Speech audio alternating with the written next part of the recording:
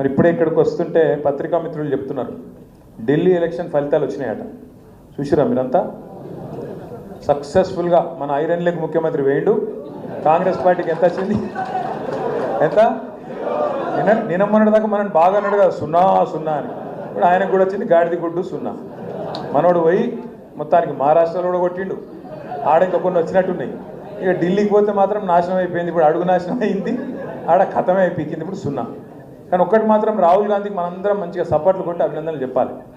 రాహుల్ గాంధీ అంటే ఏం చేస్తుండే దేశంలో ఏడాడ నిలబడుతుందో కాంగ్రెస్ పార్టీ అలాగే ఎక్కడెక్కడైతే నిలబడుతుందో వేరుగా అక్కడ బీజేపీని మాత్రం గెలిపించి వస్తున్నాడు. పక్క అక్కడ అందరూ నొడగొట్టి బీజేపీని గెలిపించి వస్తాడు. ఇవాళ ఈ దేశంలో నిజంగా చెప్పాలంటే నరేంద్ర మోడీకి బీజేపీకి అతిపెద్ద కార్యకర్త ఎవడన్నా ఉన్నాడా అంటే రాహుల్ గాంధీ, రేవంత్ రెడ్డి. బడే బాయ్ చోటే బాయ్. మీకు అందరికీ మన తెలంగాణలో కూడా సిల్కర్ చెప్పినట్టు చెప్పిండు కేసీఆర్ సార్. ఏం చెప్పిండు ఎలక్షన్లకు ముందు? అరే కాంగ్రెస్కు దబ్బన ఓటేస్తే తప్పిదారి, రైతు బంధు రామ్ అవుతుందని చెప్పిండా? అయ్యిందా? ఇప్పుడు మళ్ళీ ఎక్కడోళ్ళు అక్కడ రైతులు మైకు పెడితే ఎట్లా తిడుతుర్రు?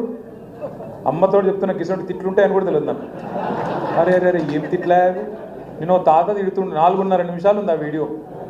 ఒక 4.5 నిమిషాలలో ఒక 400-500 తిట్లు తిట్టిండు. ఇంకోడు రేషం ఉన్నోడైతే కానీ బాయిల నీళ్ళు పోసుకొని దుంగి చచ్చిపోతుండే. రేవంత్ రెడ్డి కాబట్టి నడిచిపోతుంది, కానీ రేషం లేదు, మను లేదు ఆయనకు.